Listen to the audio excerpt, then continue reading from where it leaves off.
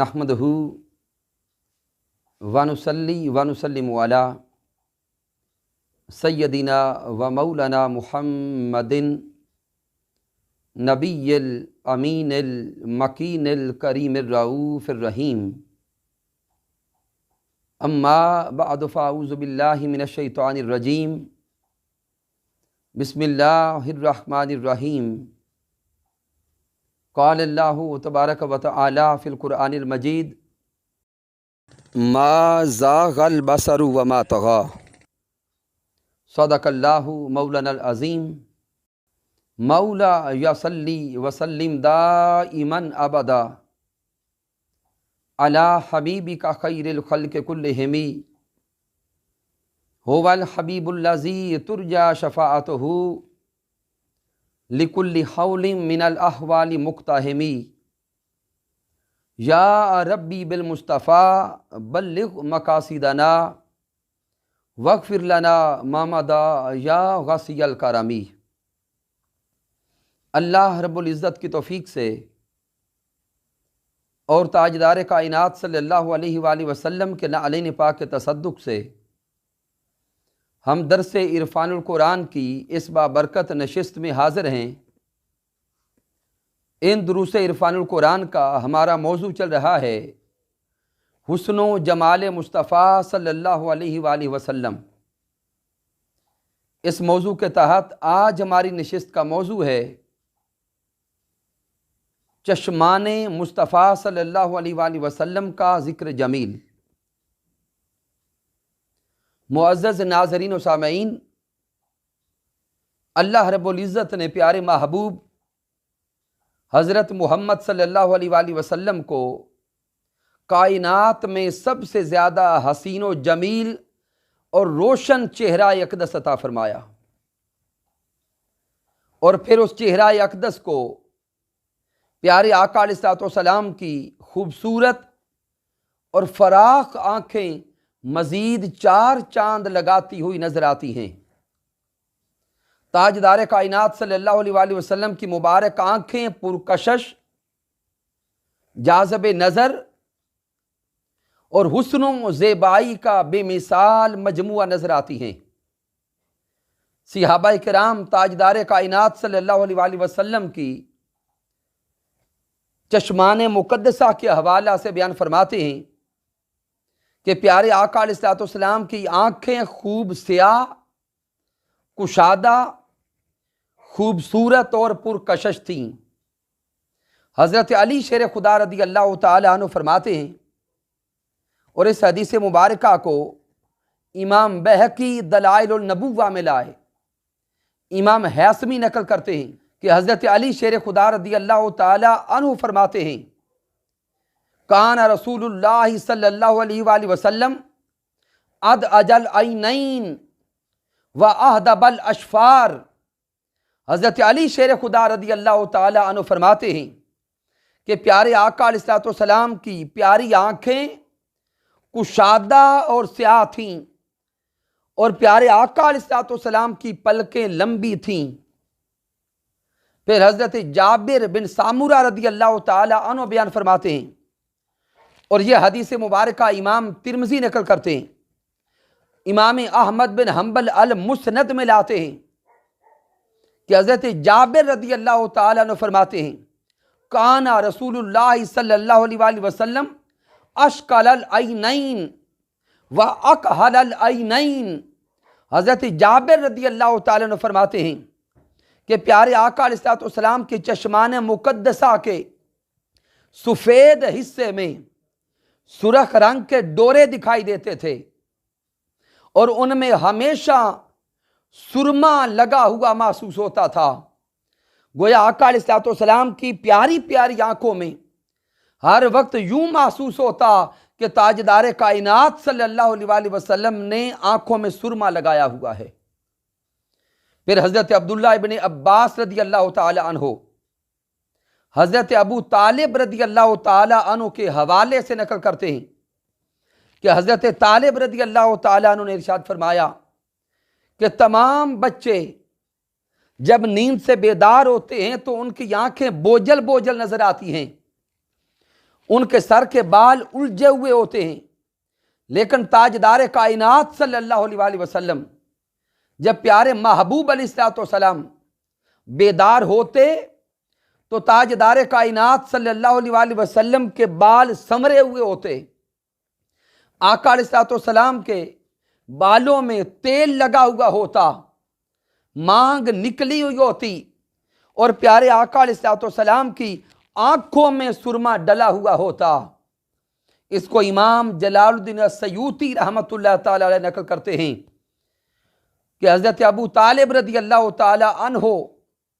آقا علیہ السلام کے بچپن کو واقعہ بیان فرماتے ہیں کہ جب پیارے آقا علیہ السلام سونے کے بعد بیدار ہوتے، نیند سے بیداری کی طرف آتے، تو آقا علیہ السلام کے بال سنورے ہوتے، چہرہ اقدس پہ بوجھ کی کیفیت نہ ہوتی، اور آنکھوں میں سرما ڈلا ہوا نظر آتا۔ معزز ناظرین و سامعین، آئیے اب آقا علیہ السلام کے ابرو مبارک کا ذکر جمیل کرتے ہیں۔ حضرت ہند بن ابی حالہ رضی اللہ تعالی عنہ بیان فرماتے ہیں، کان رسول اللہ صلی اللہ علیہ وآلہ وسلم ازج الحواجب،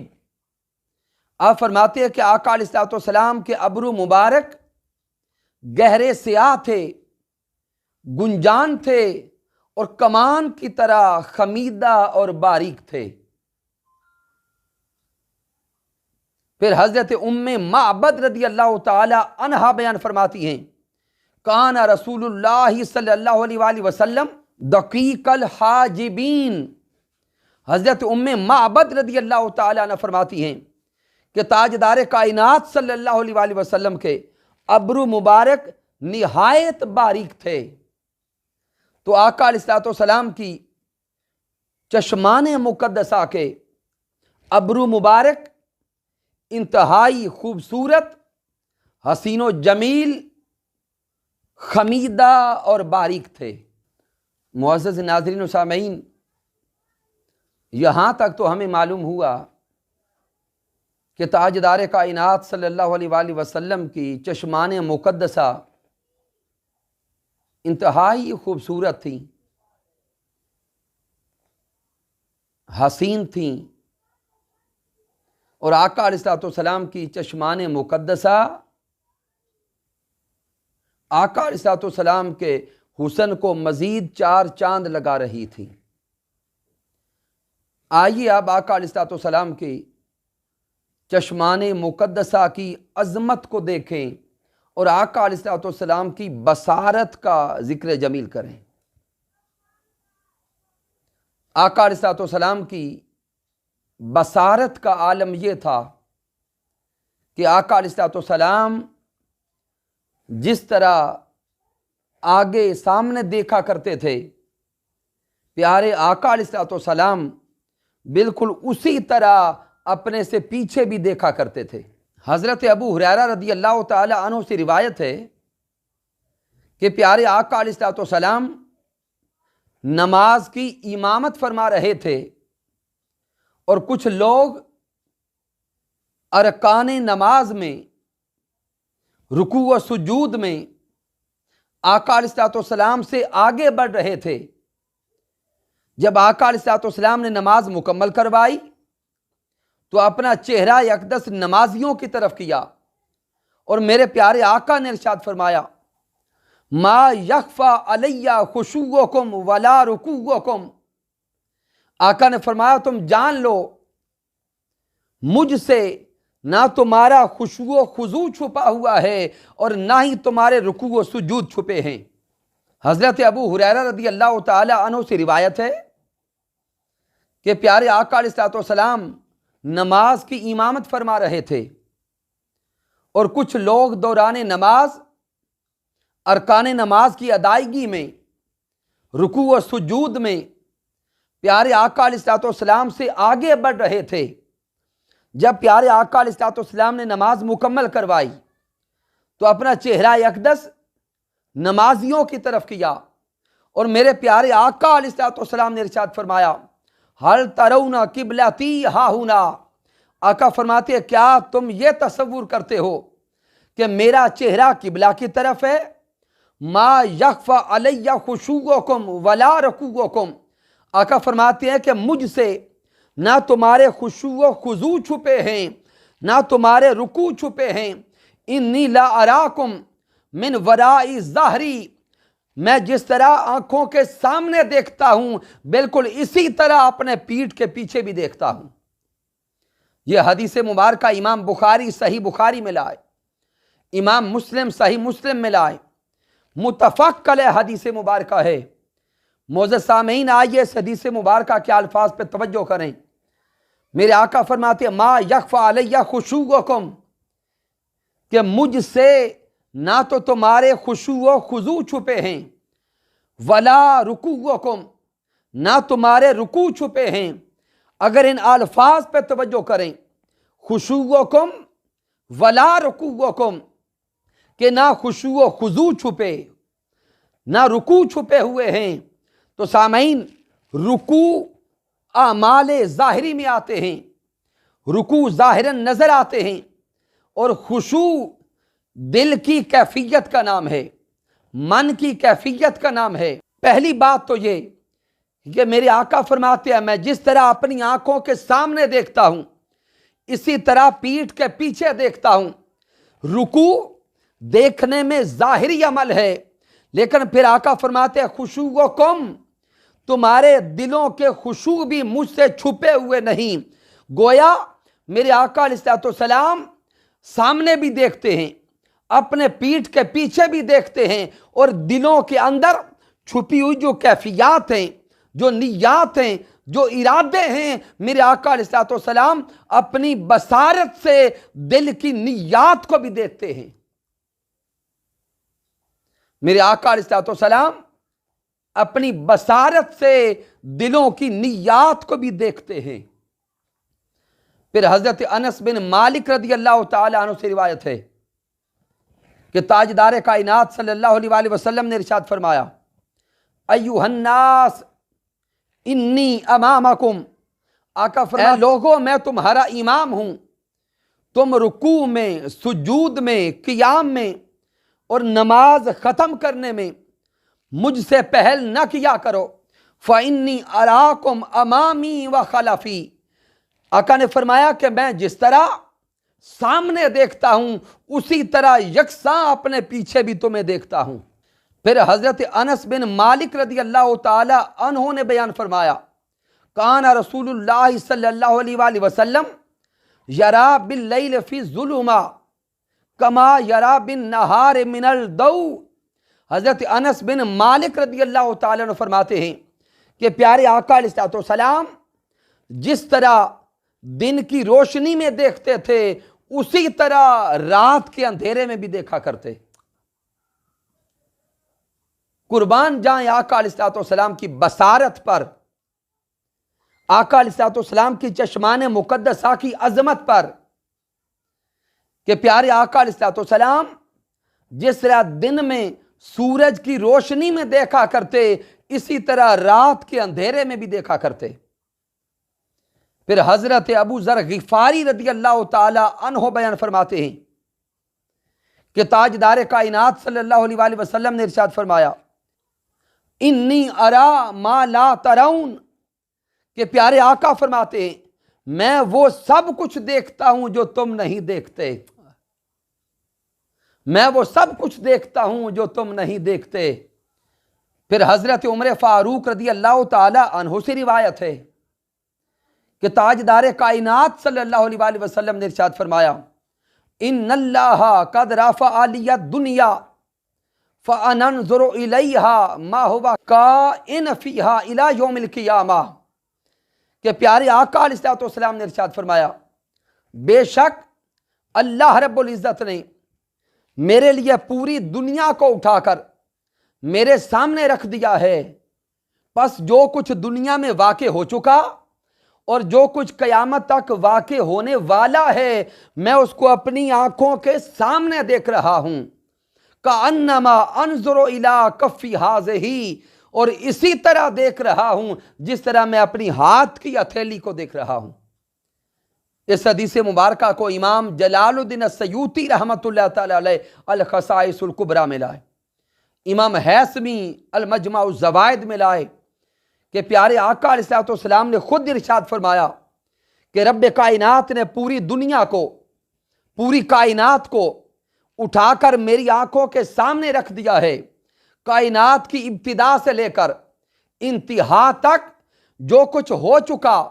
جو کچھ ہو رہا ہے اور جو کچھ قیامت تک ہونے والا ہے، میرے آقا فرماتے ہیں وہ سب کچھ میں اپنی آنکھوں کے سامنے اس طرح دیکھ رہا ہوں جس طرح میں اپنے ہاتھ کی ہتھیلی کو دیکھ رہا ہوں۔ صدقے جائیں آقا علیہ الصلوۃ والسلام کی بصارت پر کہ رب کائنات نے آپ کو کیسی بصارت عطا فرمائی، کیسی بصیرت عطا فرمائی اور کتنی عظیم چشمان مقدسہ عطا فرمائی۔ پھر حضرت عقبہ بن عامر رضی اللہ تعالی عنہ سے روایت ہے کہ میرے پیارے آقا علیہ الصلوۃ والسلام نے ارشاد فرمایا اِنَّا مَوْعِدَكُمُ الْحَوْض، آقا فرماتے ہیں کہ بے شک اب میرے ساتھ تمہاری ملاقات حوض کوثر پر ہوگی۔ فَإِنِّي لَأَنظُرُ إِلَيْهِ، میں مقامی ہاذا، آقا فرماتے ہیں کہ میں حوض کوثر کو اپنے اسی مقام پر کھڑے ہوئے اپنی آنکھوں کے سامنے دیکھ رہا ہوں۔ تو آقا علیہ الصلوۃ والسلام کی بصارت کی عظمت کا اندازہ لگائیے کہ تاجدار کائنات صلی اللہ علیہ وآلہ وسلم کی آنکھوں کے سامنے کائنات کی ابتدا بھی ہے، کائنات کا حال بھی ہے اور کائنات کا مستقبل بھی ہے۔ تاجدار کائنات صلی اللہ علیہ وآلہ وسلم کی آنکھوں کے سامنے جب ابھی کچھ نہ تھا وہ سب کچھ بھی ہے، جو کچھ ہو رہا ہے وہ سب کچھ بھی ہے، اور جب یہ دنیا نہ ہوگی یوم حشر ہوگا، اور یوم حشر کے بعد کون کہاں پر ہوگا، میرے آقا علیہ الصلوۃ والسلام کی خوبصورت آنکھیں وہ سارا کچھ بھی اپنی آنکھوں سے دیکھ رہے ہیں۔ معزز ناظرین و سامعین، پھر تاجدار کائنات صلی اللہ علیہ وآلہ وسلم کی چشمان مقدسہ کی عظمت کا عالم یہ ہے کہ رب کائنات نے اپنے پیارے محبوب علیہ الصلوۃ والسلام کو بے حجاب اپنا دیدار عطا فرمایا۔ رب کائنات نے جمیع مخلوقات میں انسان کو افضل رکھا، پھر انسانوں میں مالک کائنات نے انبیاء کرام کو عظیم بنایا، پھر انبیاء کرام کو اللہ رب العزت نے درجات عطا فرمائے۔ کسی نبی کو اللہ رب العزت نے صفی اللہ کر دیا، کسی نبی کو نجی اللہ کر دیا، کسی نبی کو خلیل اللہ کر دیا، کسی نبی کو ذبی اللہ کر دیا، کسی نبی کو روح اللہ کر دیا اور کسی نبی کو کلیم اللہ کر دیا۔ لیکن ایک نبی حضرت محمد مصطفیٰ صلی اللہ علیہ وآلہ وسلم ہیں جن کو رب کائنات نے حبیب اللہ کا مقام عطا فرمایا۔ جمیع انبیاء کرام اپنے اپنے حال کے مطابق اللہ رب العزت کے دیدار کی طلب کرتے رہے، رب کائنات کا جلوہ کرنے کی جستجو کرتے رہے، لیکن رب کائنات نے کسی نبی کو بھی بے حجاب اپنا دیدار عطا نہیں فرمایا۔ اور ادھر اگر کوہ طور پہ دیکھیں تو حضرت موسیٰ علیہ السلام کوہ طور پر کھڑے ہو کر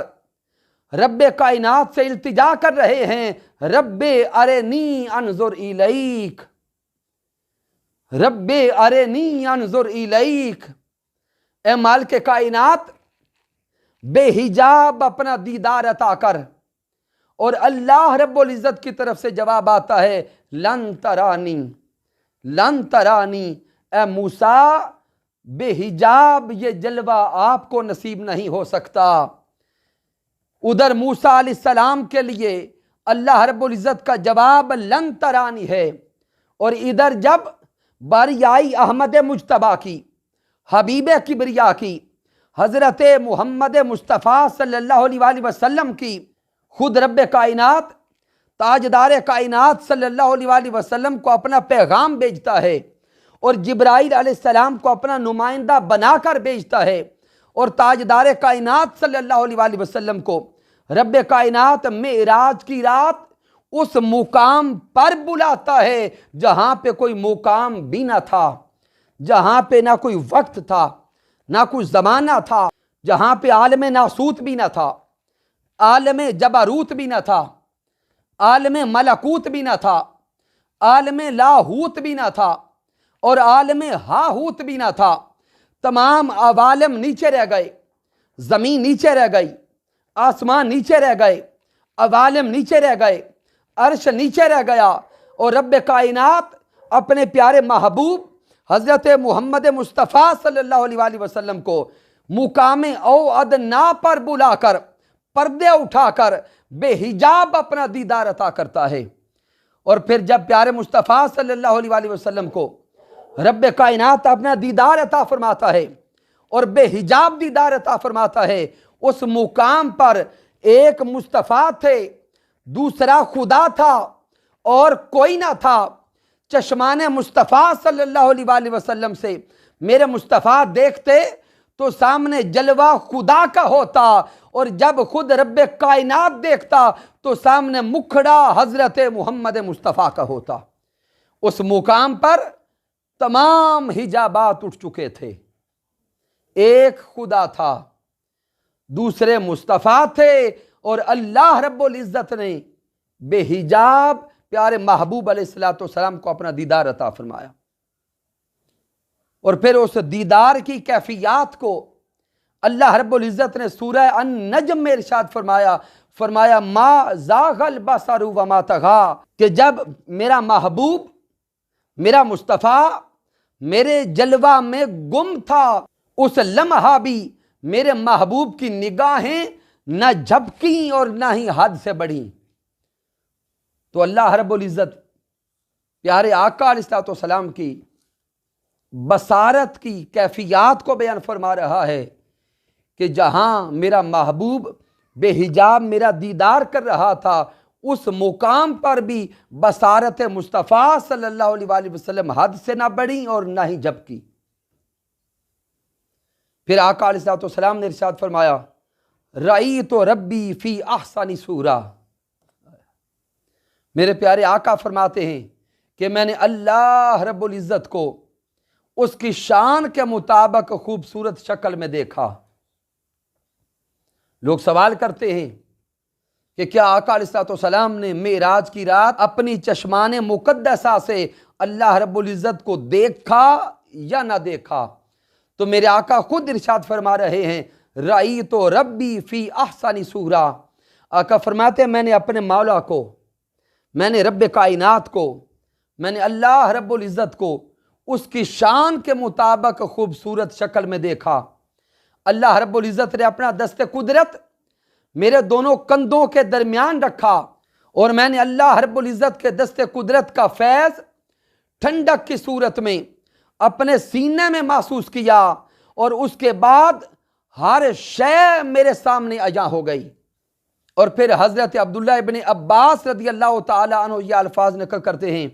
کہ میرے آقا نے ارشاد فرمایا فَعَلِمْتُ مَا فِي السَّمَاوَاتِ وَالْأَرْضِ، پس میں جو کچھ زمینوں اور آسمانوں میں ہے اس ہر شے کو جان گیا۔ تو معزز ناظرین و سامعین، یہ ذکر جمیل ہم نے کیا پیارے آقا علیہ السلام کی چشمان مقدسہ کا کہ اللہ رب العزت نے جتنا پیارا محبوب بنایا اس محبوب کو اتنی ہی پیاری آنکھیں عطا فرمائیں۔ معزز ناظرین و سامعین، اگر تاجدار کائنات صلی اللہ علیہ وآلہ وسلم کے حسین و جمیل سراپا اقدس کا مکمل مطالعہ کرنا چاہتے ہیں تو حضور شیخ الاسلام ڈاکٹر محمد طاہر القادری مدد اللہ علی کا یہ عظیم شاہکار کارنامہ، عظیم کتاب حسن سراپا رسول صلی اللہ علیہ وآلہ وسلم کا مطالعہ کریں، تاکہ اس کتاب کا مطالعہ کر کے ہمارے من میں تاجدار کائنات صلی اللہ علیہ وآلہ وسلم کی محبت کا نور پیدا ہو۔ اللہ رب العزت کی بارگاہ اقدس میں دعا ہے کہ رب کائنات ہمیں اپنے پیارے محبوب علیہ السلام کی محبت عطا فرمائے اور آقا علیہ السلام کی سیرت پہ عمل کرنے کی توفیق عطا فرمائے۔ وما علینا الا البلاغ المبین۔